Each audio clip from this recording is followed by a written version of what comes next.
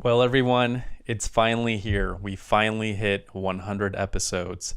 I remember when I started this journey of this YouTube channel about 7 years ago, I said something in the first episodes like, well, when we get to 100 episodes, blah, blah, blah.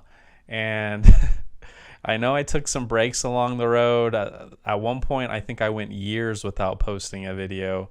And occasionally I'll go months without posting.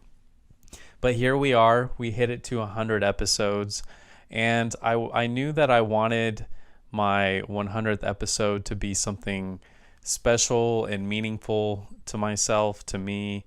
You know, you all probably have the same thing where you just have a special feeling for certain films, a nostalgic feeling. You remember where you were when you watched it. You remember if it was raining outside when you watched it. You remember how old you were when you watched it.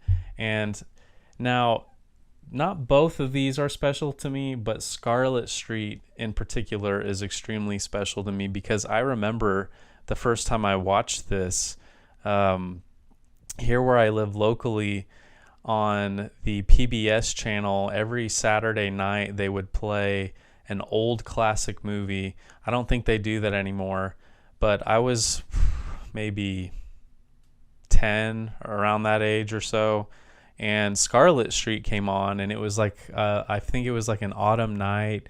It was kind of cool out, and I thought, man, this picture has such a mysterious feel to it. And I remember the host of it talked about the history of the movie, and I think that moments like that is truly what inspired me to do what I do now, to make this YouTube channel where I kind of talk about the history, I review it a little bit. And Scarlet Street, watching it at such a young age with a host talking about it on a Saturday night, it was just something really special.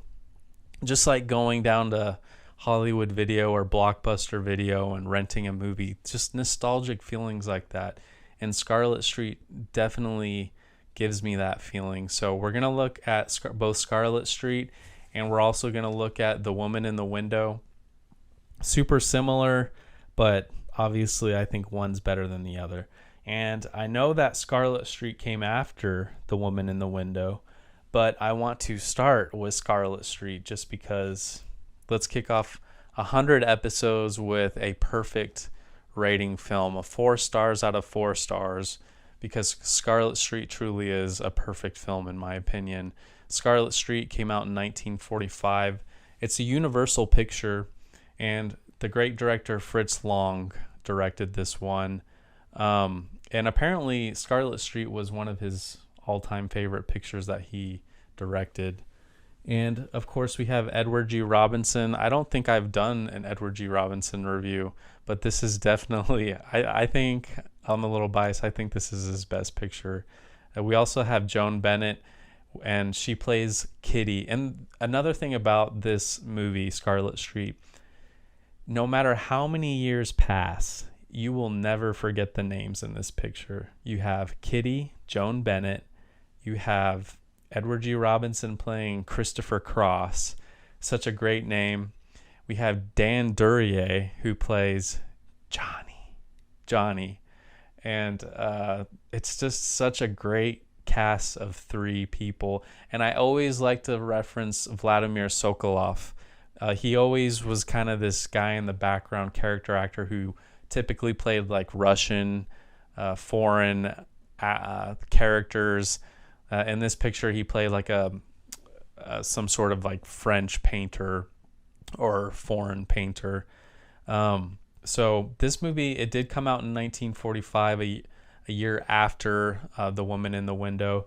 And I want to note that this is one of those rare occasions where I say, I don't want to have notes about the plot. I don't want to have too many notes in front of me. I just want to talk about it.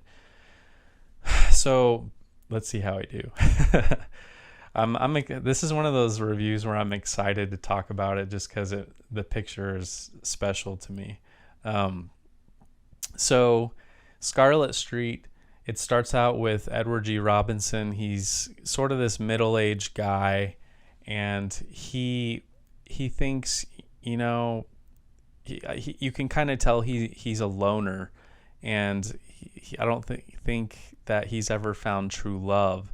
But we do find out that he's married. He goes home, or I should backtrack a little bit. It's kind of difficult because I've watched this picture and the woman in the window so close, so I'm sort of mixing the two because they're so similar. So first he is walking home from a long night, hanging out with his buddies, and it's a rainy night, beautiful setting. Fritz Lang really know how to set up the sets, and rainy night, and he sees a woman in distress. She's being sort of beat up by this guy, tall, slender guy in a straw hat, and he comes over with his umbrella and he hits him over the head, hits him, and Dan Duryea, well, we later learn it's Dan Duryea, Johnny passes out, and Kitty is saved. And Kitty is, of course, Joan Bennett, and she's beautiful, she's gorgeous, she has an interesting outfit on, beautiful outfit, and she says, take me for a drink. And right away we know this is a femme fatale. And I also forgot to note, this is film noir, this is drama, film noir. I don't watch a lot of film noir, it's not my favorite subject, but Scarlet Street is by far my favorite film noir that I've ever seen. So he goes to have a drink with her, to have a drink with Kitty, and he has such this little schoolboy feeling, like attraction for her. Like she's out of his league, obviously, and she's flirting with him, and she's sort of toying with him, kinda.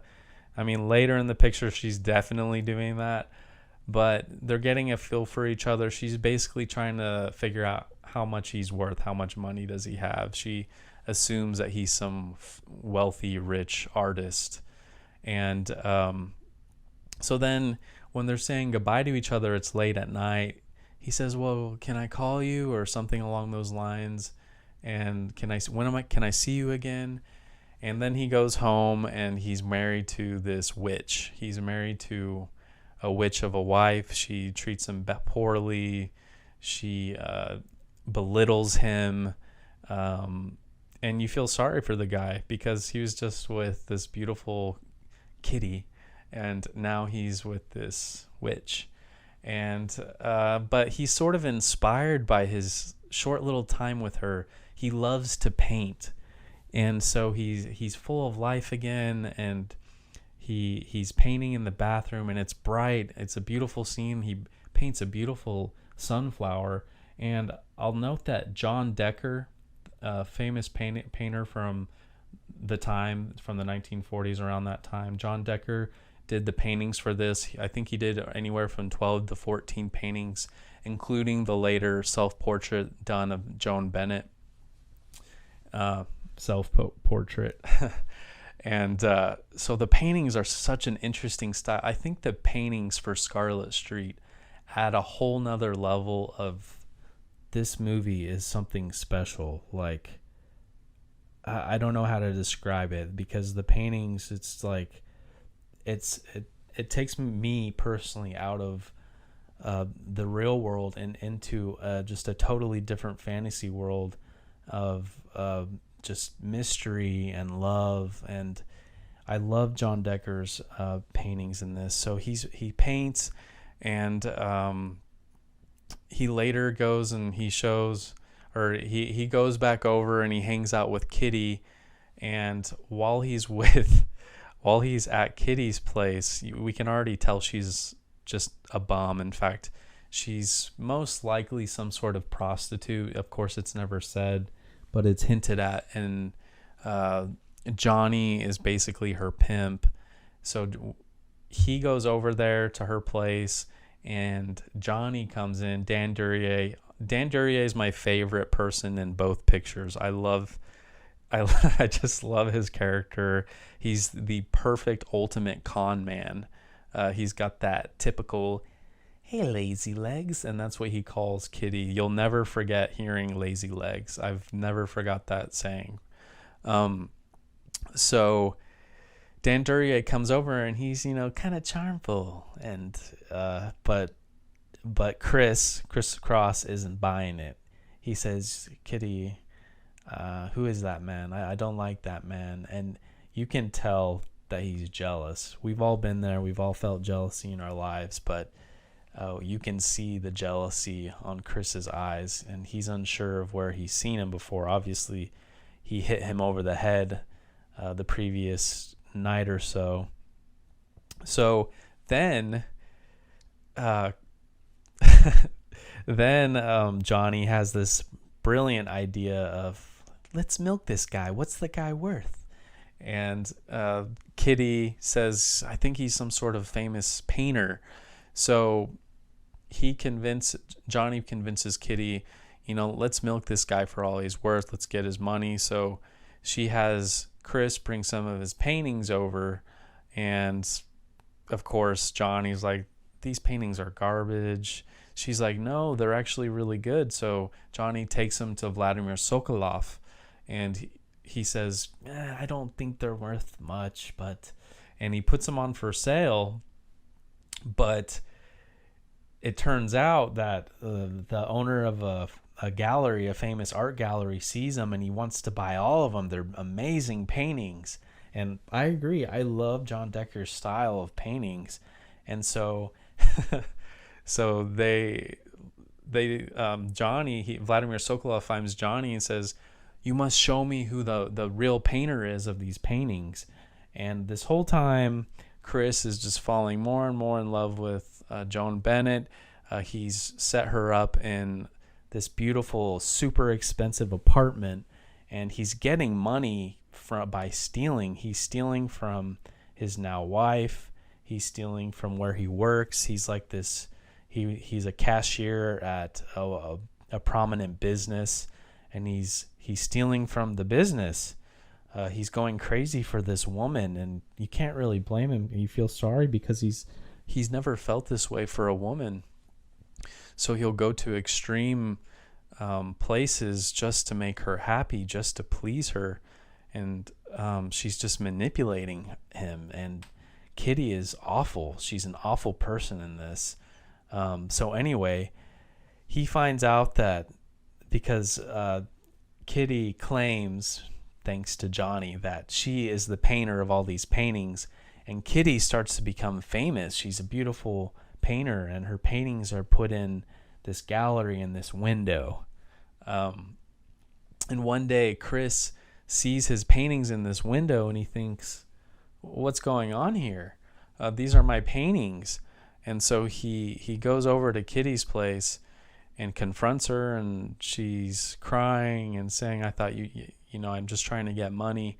And he says, no, it's okay. I want you to do this. This is great. You can make money off of my paintings, and I can enjoy painting because that's his hobby. It's his passion.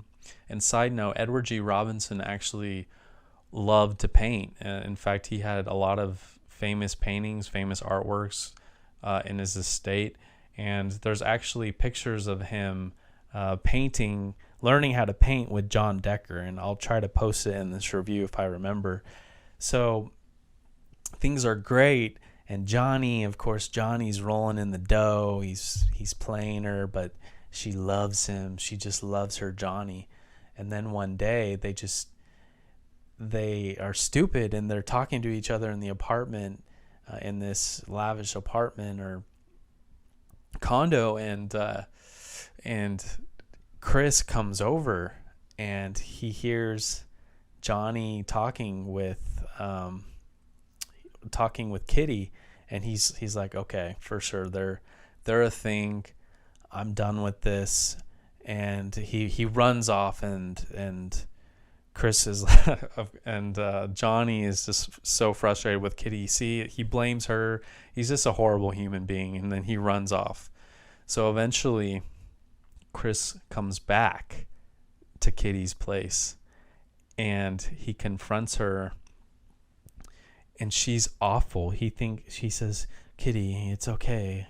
We can go away with me, basically, because in a weird situation, he was able to get rid of his first wife because she was still married, because her past husband was still alive. So he says, we can be together, Kitty. And she starts crying in her pillow, sobbing. But it turns out she's actually laughing. And she comes up and she says awful things to Chris, just really belittling things like, you think I would be with a man like you? You're not even a man. Like, Johnny's a real man. You think you could actually hurt Johnny? And just awful things. He loses his cool, and he uses an ice pick that he got earlier, and he just goes at her. And it's really sort of a violent scene for 1945, in my opinion. And he just stabs her multiple times, killing her. And then, in a twist of things, Johnny gets blamed for the murder of Kitty. And what happens to Johnny is he gets the electric chair. In an awful scene, he's crying, it's not me. So both of them end up dying, and Chris, he ends up losing everything. He loses his job, he loses his reputation, he loses his money. He's a bum, hobo, and he goes into, there's an extremely amazing, famous scene, and it's when he's in his apartment, and this scene will stick with you. It's when he's told basically by a reporter, the guilt will get to whoever did this, and it's true. The ghosts of Kitty and Johnny will never leave him alone, and he can hear, "Jeepers, I love you, Johnny," and "Lazy legs, jeepers, Johnny," and it gives me chills right now thinking about it. It's just such an amazing scene, and it's just, for so many reasons, this picture is just a perfect film. Like I said, I'm not a big fan of film noir, but this one is just perfect. So let me show you, I do have one picture from this film.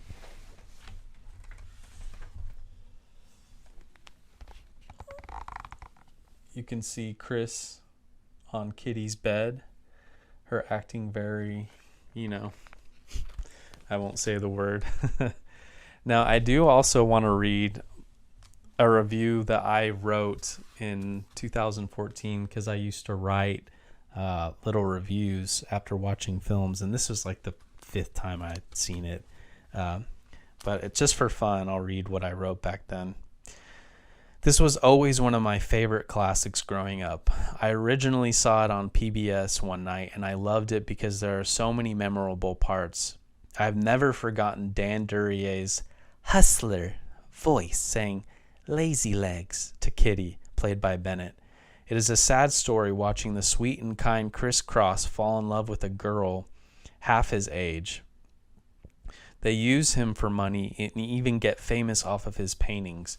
Note the beautiful painting of Kitty that I hope to own one day. I would love to own the original painting of Joan Bennett in that picture. Duryea slaps her around quite a bit, and he's very fun to watch. Bennett is so evil to Chris at the end when she laughs in his face about how she could never love him. This ended up in death when Chris kills her with an ice pick. Very violent scene for the time.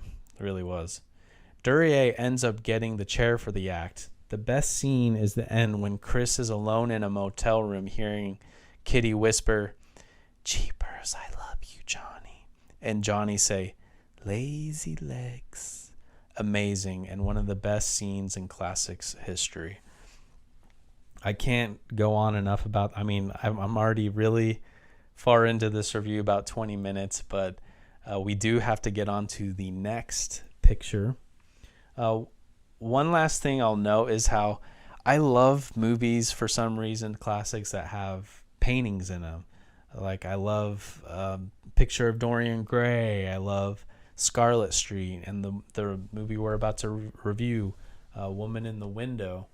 And I always wonder, where are those paintings today? And I really think one day someone should make a book just full of paintings from classic films. Just put the paintings and put wherever they are now, if they can find them. Also, the paintings in the Moon and Sixpence. Just so many amazing paintings in old classics. So let's move on to The Woman in the Window. So The Woman in the Window came out in 1944, like I said, a year before Scarlet Street. It was an International Pictures film, also directed by Fritz, also drama, film noir. The story was written for the screen by Nunnally Johnson, famous writer from back in the day.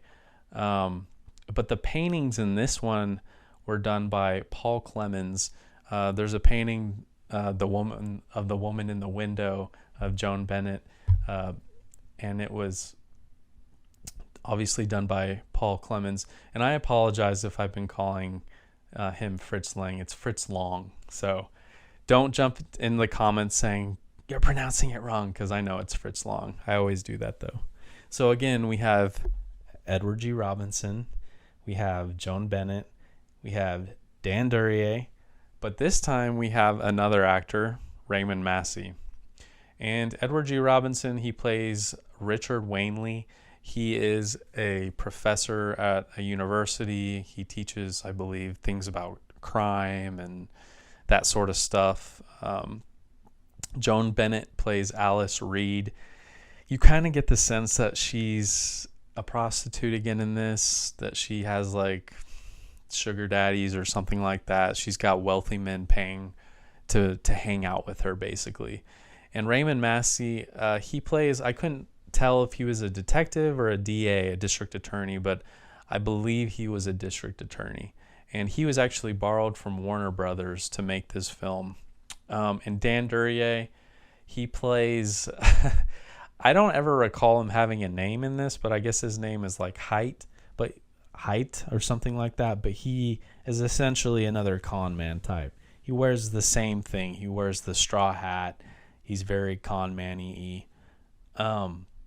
So this picture starts out in like a gentleman's club sort of thing, where Richard Wanley, Edward G. Robinson, Richard is with his buddies. He's with Raymond Massey, and they're just talking about different things.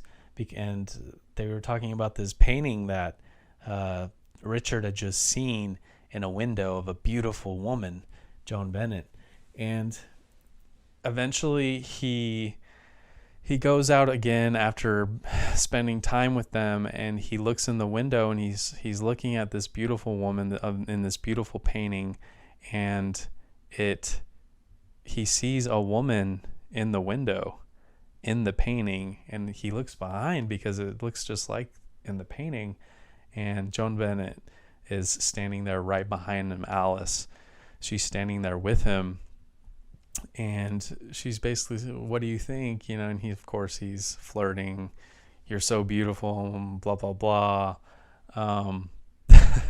And so she basically goes out and hangs out with him. He ends up going over to her place, and they keep having drinks. And you're wondering what, after watching Scarlet Street, apparently you're kind of like, okay, what does this woman want with him?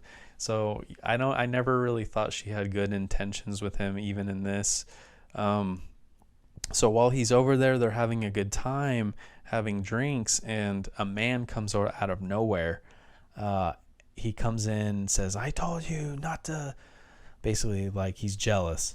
And he instantly attacks Richard, and Richard, he's getting choked to death, holds out his hand, and Alice hands him a pair of scissors, and he stabs him in the back, and he dies. So he was in self-defense, but you would think a smart professor who specializes in this sort of thing wouldn't try to cover up the crime, but he thinks, oh my gosh, my wife is going to see that I was at another woman's apartment and blah, blah, blah, and I'm going to be in this scandal. So he thinks, okay, let's cover up the crime. Let's hide the body. So he hides the body. There's this really good scene of him in a storm, putting the body into his car. He drives it out like into a state park in the woods, and there's a lot of tension there of him taking the body out there. And then he eventually dumps it, leaving so many clues. He cuts himself on barbed wire. He gets poison ivy at the scene. And basically the picture turns into him, he keeps talking to Raymond Massey about the crime and learning different things. And it's honestly, Richard is so annoying in this film. I mean, because he's just so stupid. He's just so dumb in this. For instance, like, he goes with Raymond Massey. Raymond Massey, the DA, is like, hey, you want to come check out a crime scene? You want to see how we do what we do? He's like, okay, sure. So he goes along with him, and like, he instantly just starts walking and to show them where the body is. And they're like, Richard, are you leading the show here? And it's like, you're going to do this so many times about Richard in this. And also earlier, when they learn that this man has gone missing, this famous, I guess, wealthy person, Richard says something about, oh, well, have they found a body, or something about him being murdered? And Raymond Massey's like, Richard, we don't even know if he's been killed yet. How do you know? And, just stupid little things like that. And like I said, for being a professor, he's not the brightest.